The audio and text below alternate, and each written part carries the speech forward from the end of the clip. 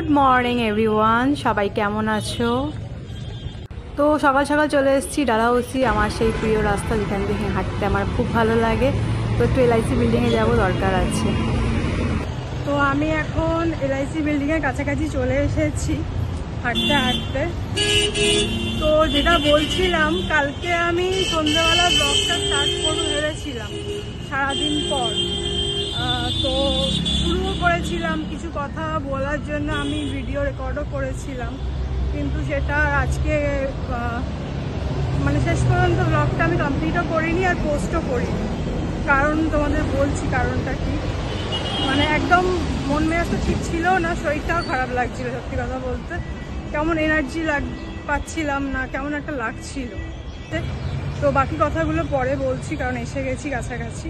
ঠিক আছে, তো পরে দেখছি।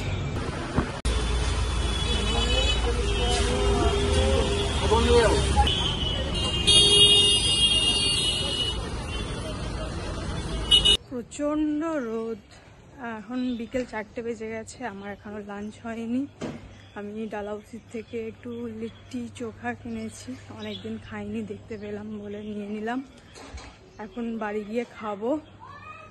আর তখন যে কথাটা বলছিলাম সেটা হচ্ছে জিঙ্কু, মানে ম্যাক্স, যার কথা বলছিলাম, ওর জন্যই সবারই মন মেজাজ খারাপ। তো আজকে তো ওর মানে ওকে আমরা বলতাম আমার দিদির ছোট ছেলে, আর বাবাই ওকে নিয়ে এসেছিল। মানে নিয়ে আসার পিছনে একটা গল্প আছে, পরে বলছি। তো আমরা জন্য বলতাম দিদির ছোট ছেলে আর বাবাইয়ের ভাই। তো বাবাই ওর জন্য আজকে ঘাটে উঠলো, যেটা ঘাট কাজ বলে। আর আগামীকাল একজন পুরোহিতের সাথে কথা বলা হয়েছে, আগামীকাল ওর শ্রাদ্ধের অনুষ্ঠানটা হবে, মানে শ্রাদ্ধের কাজ হবে। তো আজকে তো যাইনি, গেলে ওই মানে ভালো লাগছে না সত্যি। আমি যাও ভেবেছিলাম, গেলাম না, জিয়ার কাজ করে বাড়ি ফিরে চলে এলাম, মানে যে কাজে গেছিলাম। তো আগামীকাল যাব, একটু তাড়াতাড়ি যাব, দেখা যাক কখন কি টাইম হয়। আমি মানে কাজ শুরু হবে আমি জেনে রাখি আজকে ফোন করে। তো তারপরে কালকে সকাল সকাল যেতে হবে। আর ঝুঁকুশোনার বাকি কথা বলছি ঘরে গিয়ে। চলো, নিয়ে তো এসেছি লিট্টি চোখা, কিন্তু অবস্থা খুবই খারাপ হয়ে গেছে।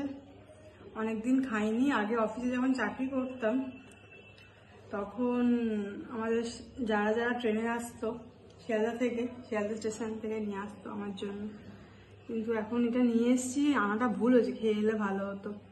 সব ইয়ে হয়ে গেছে, কি বলে, চোখা চাটনি সব একাকার হয়ে গেছে, সব শুকিয়ে গেছে, কাগজে টেনে নিয়েছে। খেয়ে নি, ভালোই করেছে। ঠিক আছে, এসে বাকি কথা বলছি। তারপর একটু রেস্ট নিয়েছিলাম, আর ব্লগ বানানো হয়নি। তাড়াতাড়ি করে বাড়ি এসেছিলাম, কারণ দুদিন ধরে বাবা আসতে বলছিল, একটু রান্না করাচ্ছিল, বাবুর স্টু বানানোর ছিল। তো তাড়াতাড়ি করে এঁচড় টেচড় কেটে সব রেডি করছিলাম, এতটা স্পিডে অবশ্যই না। তো তাড়াতাড়ি করে রেডি করলাম, করে রান্না শুরু করে দিলাম, আবার বেরোতে হবে তাড়াতাড়ি। এবার বাবুর স্টুটা বানাবো। আগে এঁচড়ের রেডিটা করে নিলাম, কারণ এঁচড় যেহেতু রান্না করতে টাইম লাগে। এখানে সোনুর মাছ সেদ্ধ বাবা করে রেখেছে, এখানে বাবুর স্টুটা হচ্ছে, আর এই হচ্ছে সবজিগুলো দিয়ে ওর স্টু বানানো হয়। আর ডালও দিই, হ্যাঁ ডাল দিতে আজকে ভুলে গেছি, থাক আজকে এটাই খাক। আর গাজরও আনতে ভুলে গেছি। তেল গরম হয়ে গেছে, এবার আলুটা ভাজবো।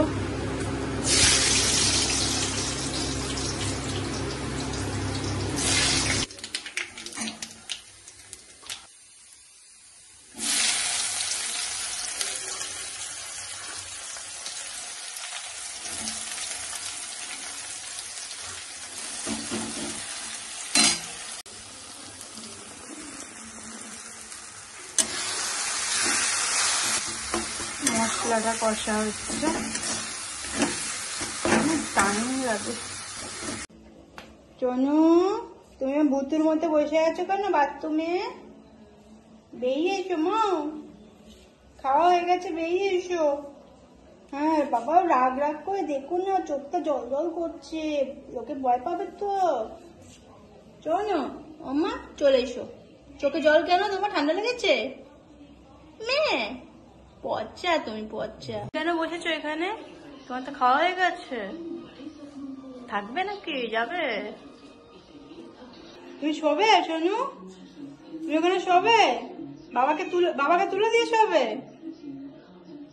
হ্যাঁ দেখি ওটা, দেখি শোয় কিনা, দেখি ও তো প্যাঁ প্যাঁ করছে, মানে উঠিয়ে দিয়ে শোবে। উঠিয়ে দিয়ে শুবি তো বাবাকে? দেখি তো জায়গা তো খালি করে দিয়েছে। ওরে বাবা, ওই দেখো বাবাকে উঠিয়ে দিলি তুই? হ্যাঁ তুই বাবাকে উঠিয়ে দিয়ে শুয়ে পড়লি, আবার দেখছিস? মা তুমি দুষ্টু কেন? বাবাকে উঠিয়ে দিয়ে তুমি শুতে হবে? এটা কোনো কথা হলো? আবার মন দিয়ে শুনছো, রাগ করছো নাকি? রাগ করছো? রাগ করলে কোনো লাভ নেই। ঠিক আছে ঘুমু করো, আমি ডিস্টার্ব করবো না, চলে যাচ্ছি। এই হচ্ছে এতক্ষণ ধরে যা রান্না করলাম। এঁচড়ের তরকারিটা আমি নিয়ে যাব, ঢেঁড়স আলু ভাজা, করলা আলু ভাজা, সব বাবার ভাজা ভাজা খেতে পছন্দ। এটা লাউ কড়াইশুঁটি দিয়ে ডাল, এটা বাবুর স্টু, আর বাবার এঁচড় তরকারি। সোনুর মাছ সেদ্ধ হয়ে গেছে, ফ্রিজে তুলে দিয়েছে বাবা। আমাকে নিতে চলে এসেছে, এবার বাড়িতে যাব, অনেক রাত্রি হয়ে গেছে।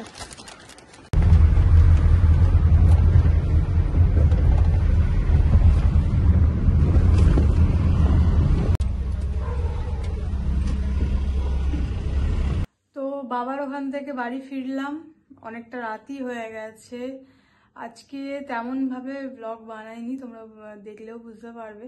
সেরকম একটা মানে ভালো লাগছে না মনটা, তো আস্তে আস্তে তো শুরু করে দিয়েছি আজ থেকে ব্লগ বানানো।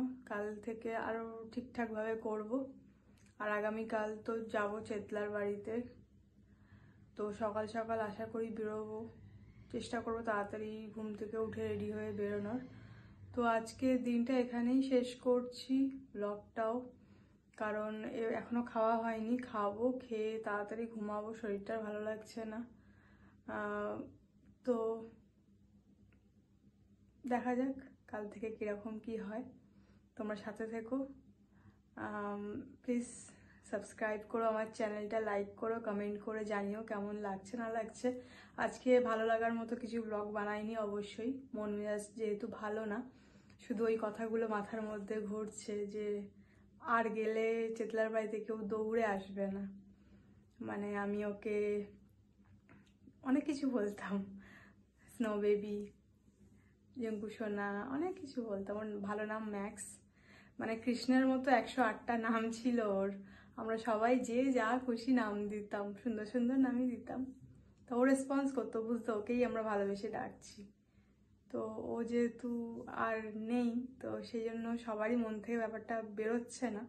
আস্তে আস্তে নিশ্চয়ই বেরোবে ব্যাপারটা, মানে মনে তো সারা জীবন থাকবে, একটু বলার চেষ্টা করতে হবে। তো দেখা যাক কি হয় না হয়। আগামীকাল দেখা হচ্ছে নেক্সট ব্লগে, ততক্ষণ সবাই ভালো থেকো, গুড নাইট।